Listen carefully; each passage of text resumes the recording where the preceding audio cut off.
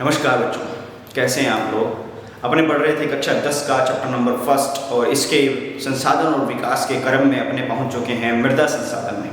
देखिए, मृदा संसाधन जो है वह हमारे लिए सबसे महत्वपूर्ण संसाधनों में से एक है। यह एक नवीकरणीय संसाधन है, लेकिन इसके एक कण को बनने में भी लाखों साल लग जाते हैं। यानी नवीकरणीय अवश्य है, लेकिन इसके दोबारा बनने की प्रोसेस भी बहुत धीरे है।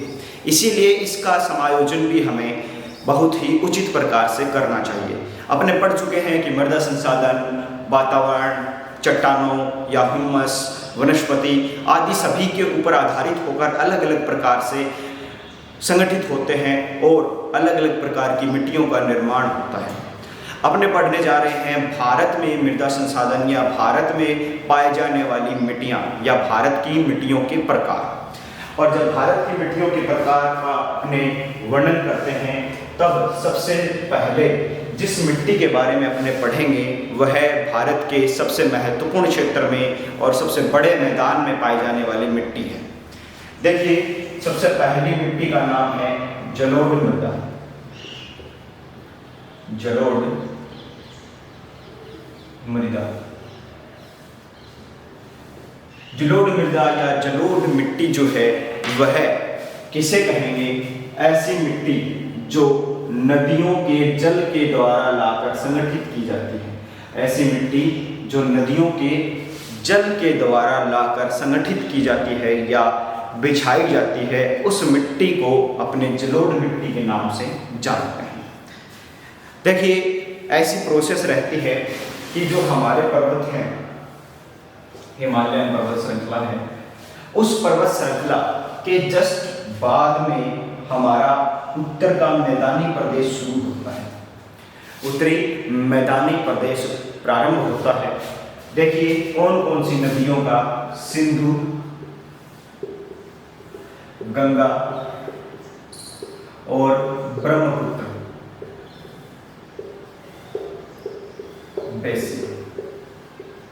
बेसिन उसे कहेंगे या उस भूभाग को कहेंगे जहां पर नदी का बहाव क्षेत्र होता है या नदी जिस स्थान पर अपने पानी के द्वारा मिट्टी लाकर जमा करती है या उस स्थान को मैदानी भाग में परिवर्तित करती है, उस भाग को बेसिन कहा जाता है। अब देखिए, सिंधु बेसिन, गंगा बेसिन और ब्रह्मपुत्र, कहने का मतलब है सिंधु, गंगा और ब्रह्मपुत्र के मैदान में यह मिट्टी विस्तृत है। और इन सभी मैदानों में एक चीज कॉमन है कि ये नदियां जो हैं वो हिमालय पर्वत से आकर यहाँ पर मिट्टी स्थापित करती है। नदियां बहकर आती हैं, अपने साथ कंकड़ पत्थरों को बहा कर लाती हैं और बीच में जो वनस्पति है, पौधे, छोटे मोटे जीव जो हैं वो उनके साथ घुलकर मिलते हुए आगे आते रहते हैं। अब जब ये आगे आते रहते हैं और ये है मैदानी प्रदेश में, यानी जहाँ पर ढाल निम्न होती है, यहाँ तो ढाल तीव्र है, पर्वत होगा तो ढाल तीव्र होगी। तीव्र ढाल में तो लगभग सारी चीजें उनके साथ बहकर आती जाती है, लेकिन ढाल जैसे ही निम्न हो जाता है वैसे ही मिट्टी जो है वो नदी के दोनों तरफ जमा होनी शुरू हो जाती है और उसी मिट्टी का जो आवरण यहाँ पर स्थापित होता है, इस मिट्टी को जलोढ़ मृदा के नाम से जाना जाता है। ठीक है, अब इसमें क्या क्या रहेगा महत्वपूर्ण? एक तो मैं बता चुका हूँ आपको, उत्तरी भारत में तो ये सिंधु, गंगा और ब्रह्मपुत्र बेसिन में पाई जाती है। उत्तरी भारत में कहाँ पर मिलती है? सिंधु, गंगा और ब्रह्मपुत्र बेसिन। और हमारा जो दक्षिण भारत है उसके यह तटीय या पूर्वी तटीय क्षेत्र में पाई जाती है। देखिए, यह है भारत के एक तो उत्तरी भाग में पाई जाती है। उत्तरी भाग के अंतर्गत सिंधु, गंगा और ब्रह्मपुत्र के मैदानी क्षेत्रों में, उसके साथ साथ कहाँ पर? राजस्थान और गुजरात के कुछ भागों में। राजस्थान और गुजरात के कुछ भागों में। अब उसके बाद यह है दक्षिणी भारत में पाई जाती है। दक्षिणी भारत की बात करें अपने,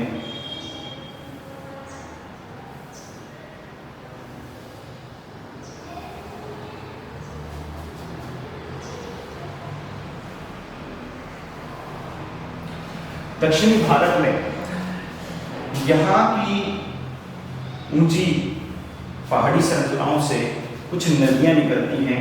नासिक से गोदावरी, फिर बाद में कृष्णा, कावेरी, ये नदियाँ जो है वो पूर्वी घाट की तरफ बहती हैं। पूर्वी घाट, इस पूर्वी घाट की ओर बढ़ती है। अब देखिए ये नदियाँ जो है बहकर अपने इस तटीय क्षेत्र में क्या बनाती हैं, डेल्टा का निर्माण करती है। किसका निर्माण करती है, डेल्टा का निर्माण करती है। यहाँ पर इन नदियों का द्वारा क्या बनाया जाता है, डेल्टा बनाया जाता है। और इस डेल्टाई प्रदेश में क्या होती है, फिर इन्हीं नदियों द्वारा लाई गई जलोढ़ मृदा स्थापित होती है। जलोढ़ मृदा स्थापित होती है। देखिए स्थानों की बात कर रहे थे अपने, एक भाग तो है जो हमारा उत्तरी भारत में पाया जाता है और दूसरा भाग जो है वह दक्षिणी भारत में पाया जाता है। ठीक है, उत्तरी भारत में लगभग बड़े स्तर पर या बड़े ज़्यादा विस्तृत भूभाग पर यह मिट्टी का विस्तार मिलता है और दक्षिणी भारत में सिर्फ पूर्वी घाट या उसके आसपास के क्षेत्रों में इसका क्या मिलता है, विस्तार मिलता है। अब बात करते हैं इस मिट्टी के अंतर्गत पाए जाने वाले पोषक तत्वों की। कौन कौन सी चीज़ें जो हैं इस मिट्टी को उपजाऊ बनाती हैं। तो पहली बात तो क्या है, इस मिट्टी में रेत, सिल्ट और मृतिका के विभिन्न अनुपात पाए जाते हैं और नदी के मुहाने से घाटी की तरफ इसके कणों का आकार बढ़ता जाता है। अब देखिए ऐसी मृदाएं पर्वतों की तलहटी पर बने मैदानों जैसे द्वार, चो, क्षेत्र और तराई में आमतौर पर पाई जाती हैं। देखिए मैंने बताया कि नदी घाटी के ऊपर की तरफ अगर अपने बढ़ेंगे तो उसके जो मिट्टी के कण हैं वो बढ़ते जाएंगे। ठीक है, ये हमारा पर्वतीय भाग हो गया। यह है नदी घाटी। नदी घाटी यानी नदी जहाँ पर बह रही है नदी घाटी होगी। अब नदी घाटी से ऊपर की तरफ बढ़ेंगे अपने, ऊपर की तरफ यानी पहाड़ों के बिल्कुल नीचे वाला भाग, वह भाग जहाँ पर पानी बहुत ही गति के साथ आकर यहाँ पर रुकता है या अचानक से उसकी ढाल जो है वो निम्न हो जाती है। तीव्र ढाल से अचानक निम्न ढाल होने वाला जो भाग है उस तराई भाग में या इन्हें क्या बोला जाता है, द्वार या चो बोला जाता है। इस भाग में मिट्टी के कण जो हैं वो बड़े पाए जाते हैं। कणों के आकार और घटकों के अलावा इस मिट्टी का जो वर्गीकरण किया जाता है वो समय के आधार पर भी किया जाता है। अब इस मिट्टी को समय के आधार पर दो भागों में बांटते हैं अपने मुख्यतः, एक तो है खादर और दूसरा है बांगर। खादर प्रदेश के अंतर्गत क्या रहता है, खादर प्रदेश यानी नवीन जलोढ़ मिट्टी, नवीन जलोढ़ मिट्टी, नवीन जलोढ़ मिट्टी यानी हर वर्ष जहां पर नदी के द्वारा मिट्टी लाकर जमा कर दी जाती है उस भाग को खादर प्रदेश के नाम से या नवीन जलोढ़ मिट्टी के नाम से जाना जाता है। उसके बाद है बांगर। राजस्थान का एक भाग भी बांगर प्रदेश के अंतर्गत आता है। ठीक है, बांगर ऐसा या पुरातन या पुरानी जलोढ़ मिट्टी, जलोढ़ मिट्टी ये ऐसी मिट्टी होती है या ऐसा भूभाग होता है जहां पर किसी समय में नदी के द्वारा मिट्टी लाकर जमा की गई थी लेकिन बाद में वहां पर नई मिट्टी जमा नहीं हो पाई। जैसे बाढ़ के द्वारा या फिर पहले नदी वहां से बहती थी लेकिन नदी ने मार्ग परिवर्तन कर लिया अपना, तो इस प्रकार के कुछ कारणों की वजह से यहाँ पर जो जलोढ़ मिट्टी है वह पुराने समय की मिलती है। वहाँ नवीनतम मिट्टी यानी हर वर्ष हर बार या हर सीजन में वह मिट्टी बदली नहीं जाती है या वहाँ पर नई आकर जमा नहीं होती, पुरानी जलोढ़ मिट्टी ही जमा रहती है। उस भाग को बांगर नाम से जाना जाता है और खादर जहाँ पर नवीन जलोढ़ मिट्टी आकर जमा होती रहती है उसको खादर के नाम से जाना जाता है। अब ये भाग जो हैं यह समय के आधार पर इस मिट्टी को निर्धारित करते हैं या वर्गीकृत करते हैं। अब देखिए जो अपने बात कर रहे थे इसके अंतर्गत पाए जाने वाले पोषक तत्वों की, बीच में रुक गई थी हमारी बात, समय के अनुसार इसको बांटने लगे थे। पहले हमने आकार के आधार पर बांटा, यानी नदी घाटी में तो पर्वतीय प्रदेश में तो छोटे कणों की जलोढ़ मिट्टी मिलती है, और घाटी के ऊपरी भागों में जहाँ द्वार या चो या तराई वाले भाग में क्या है मिट्टी के कण बड़े मिलते हैं जलोढ़ मिट्टी के। अब देखिए जो जलोढ़ मृदाएं हैं वह बहुत ही उपजाऊ होती है, और उपजाऊ होने के कारण इनके अंतर्गत पोटास, फास्फोरस और चूना युक्त होती हैं। ठीक है, पोटास, फास्फोरस और चूना युक्त, और इसके वजह से गन्ने, चावल और गेहूं, अन्य अनाज या दलहन, गन्ना, चावल, गेहूं, दलहन, इन सभी फसलों के लिए यह मिट्टी बहुत ही गुणकारी होती है। इसी वजह से यहाँ पर बहुत ही बड़ी मात्रा में कृषि की जाती है, या इस प्रदेश में क्या की जाती है, गहन कृषि की जाती है। गहन कृषि का मतलब होता है अधिकांश भाग को बोया जाता है, छोटे से छोटे भाग को भी वहाँ पर कृषि हेतु उपयोग में लिया जाता है। और दूसरी बात, यह भाग जो है इतना उपजाऊ होने की वजह से जनसंख्या घनत्व भी यहाँ पर बहुत ज़्यादा मिलता है। जनसंख्या घनत्व भी बहुत ही ज़्यादा, यानी जलोढ़ मिट्टी के लगभग क्षेत्रों में जनसंख्या घनत्व अधिकांशतः ज़्यादा मिलता है। अब सूखे क्षेत्रों की मृदाएं अधिक क्षारीय होती हैं।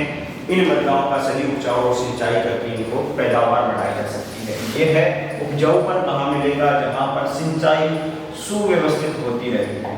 लेकिन बात करें अपने सूखे क्षेत्रों की जलोढ़ मिट्टी के बारे में, जैसे अपने यहाँ का बांगर प्रदेश है, हनुमानगढ़, जहाँ पर किसी समय में जलोढ़ मिट्टी लाकर जमा की जाती थी। अब यहाँ पर क्या है, मिट्टी धीरे धीरे क्षारीय हो जाती है, क्योंकि चूना युक्त होती है यह, और पानी सही रूप से नहीं मिलने के कारण क्या है, इनका जो क्षारपन है वह बहुत बढ़ जाता है, जिसकी वजह से यह उपजाऊ होना शुरू हो जाती है। लेकिन अगर इनका सुव्यवस्थित ढंग से व्यवस्था की जाए, सिंचाई की जाए, तो यह भूभाग भी क्या है, सिंचाई करके खेती हेतु बहुत ही उपयुक्त बनाया जा सकता है। ठीक है, अब चलते हैं अपनी दूसरी सबसे महत्वपूर्ण मिट्टी के बाद।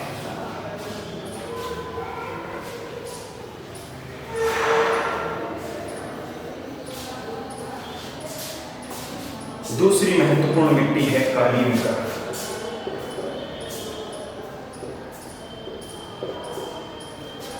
देखिए काली मृदा जो है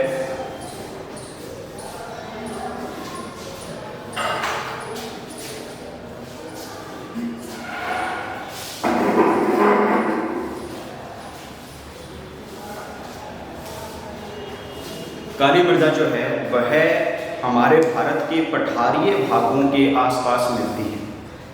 और इसका वजह क्या है, इसकी वजह यह है कि यह आग्नेय चट्टानों से बनी है, या ज्वालामुखी के उद्गार के बाद जो मैग्मा बाहर निकला और ठंडा होने के बाद लावा बन गया, उस लावा से निर्मित मिट्टी ही काली मिट्टी कहलाती है। इसका दूसरा नाम, इसको चाहे रेगल मिट्टी बोल दीजिए, ठीक है, मिट्टी, फिर चाहे इसको बोल दीजिए काली कपास मृदा, काली कपास मृदा यानी ब्लैक और काली मृदा, रेगल मिट्टी या रेगल मृदा, और या फिर काली कपास मृदा। काली कपास मृदा क्यों? क्योंकि इस मिट्टी के अंदर कपास की खेती जो है वो सर्वाधिक बहुत ही अच्छी प्रकार की फसल यहाँ पर कपास की पैदा की जा सकती है। यह मिट्टी सबसे ज़्यादा उपयुक्त है कपास की खेती है। उम्मीद करता हूँ आपको ये बात याद रहेगी। जलवायु और जल क्षेत्रों में काली मृदा को बनने में महत्वपूर्ण योगदान दिया है, और जाहिर सी बात है ठहरी में रहती है।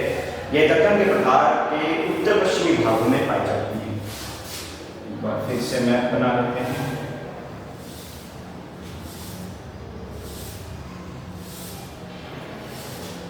दक्कन का पठारी भाग है ये, ठीक है, और इसके उत्तर पश्चिमी भागों में पाई जाती है, यानी उत्तर पश्चिमी भागों में।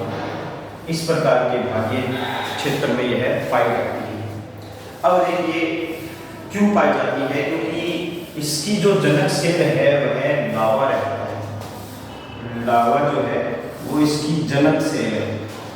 जनक सेल मतलब पेरेंट होप जो है इसकी वो लावा है। जैसा कि मैंने बताया किसी समय में यहाँ पर हुआ करते थे ज्वालामुखी के उद्गार के द्वारा यहाँ पर निकला लावा, और लावा क्या हो गया, मैग्मा निकला, बाद में ठंडा होकर क्या बन गया, लावा बन गया। और उस लावा की वजह से यहाँ पर जो मिट्टी का निर्माण हुआ, उसी मिट्टी को काली मिट्टी या काली मृदा, काली कपास मृदा या रेगर मृदा के नाम से जाना जाता है।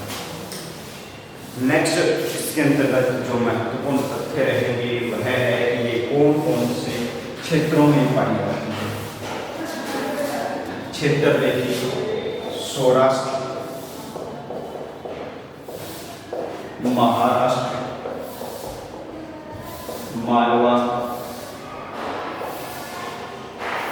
इसके अलावा मध्य प्रदेश, छत्तीसगढ़, बिहार, मध्य प्रदेश, छत्तीसगढ़ के कठार, इन भागों में यह मिट्टी फैली हुई मिलती है। जब गोदावरी और कृष्णा नदियों की घाटियों तक फैली हुई है।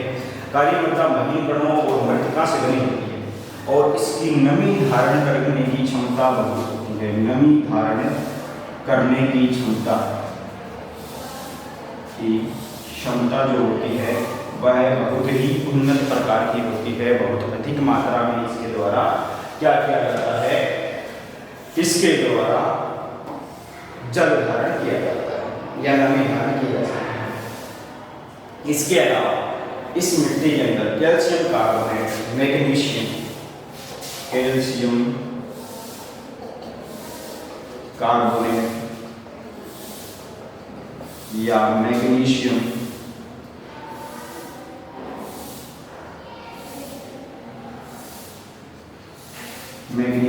या इसके अलावा पोटास और चूने जैसे पौष्टिक तत्व परिपूर्ण होते हैं। पोटास, चूना, ठीक है, इस प्रकार के पोषक तत्व जो होते हैं वो पूर्णतः इस मिट्टी के अंतर्गत या परिपूर्ण तरीके से प्रचुर मात्रा में पाए जाते हैं।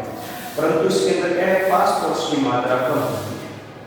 ठीक है, ये तो परिपूर्ण तरीके से पाए जाते हैं, ठीक है, लेकिन फास्फोरस जो है और इस मिट्टी के अंदर बहुत कम पाया जाता है या ना के बराबर ना हो। ठीक है, अब है गर्म और शुष्क मौसम में इस मिट्टी में गहरी दरारें पड़ जाती हैं। आपने देखा होगा काली मिट्टी के ऊपर अगर क्या है बहुत धूप पड़ रही है तो उसके अंदर ऐसे दरारें हो जाती हैं। ठीक है, लेकिन यह दरारें भी क्या है काम आती हैं इस मिट्टी के, क्योंकि इन दरारों के बनने के बाद इस मिट्टी के द्वारा वायु का संवहन किया जाता है। यानी जो क्या होता है कि शुष्क मृदा में दरारें पड़ जाती हैं और गिल्ली होने पर ये चिपचिपी बहुत ज़्यादा हो जाती है, लेकिन गहरी दरारें पड़ने की वजह से वायु मिश्रण अच्छे से हो जाता है। ठीक है, वायु का मिश्रण जो है इस मिट्टी के अंदर अच्छे से हो जाता है दरारें पड़ने पर। लेकिन जैसे ही इसमें थोड़ा पानी मिलता है तो यह चिपचिपी हो जाती है और ज़्यादा पानी मिलने के बाद, ठीक है, या ज़्यादा पानी सूखने के बाद, इस मिट्टी के अंदर जाने के बाद सूख जाता है पानी, तो यह बिल्कुल ही कठोर हो जाती है। इसीलिए जैसे ही बारिश होती है तो पहली बारिश के बाद ही इसको जोतना शुरू कर दिया जाता है किसानों के द्वारा, अन्यथा फिर इसकी बुआई करना बहुत ही मुश्किल हो जाता है। ठीक है, तो यह थी हमारी काली मिट्टी। ठीक है, मानसून की पहली बारिश के द्वारा बाद ही इसकी बुआई कर दी जाती है। उसके बाद जो मिट्टी है वो है रंग बिरंगी मिट्टी है हमारी, जिसका नाम है लाल या पीली मृदा। लाल और पीली मृदा।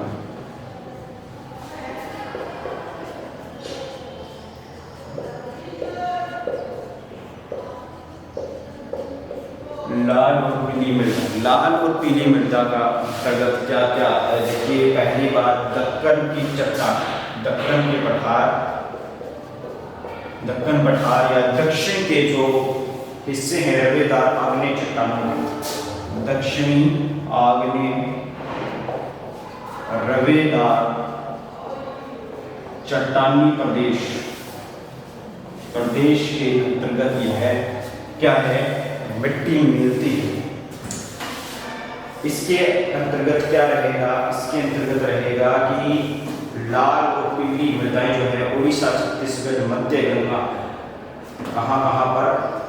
ओडिशा, छत्तीसगढ़ और मध्य गंगा के मैदान, ओडिशा, छत्तीसगढ़, मध्य गंगा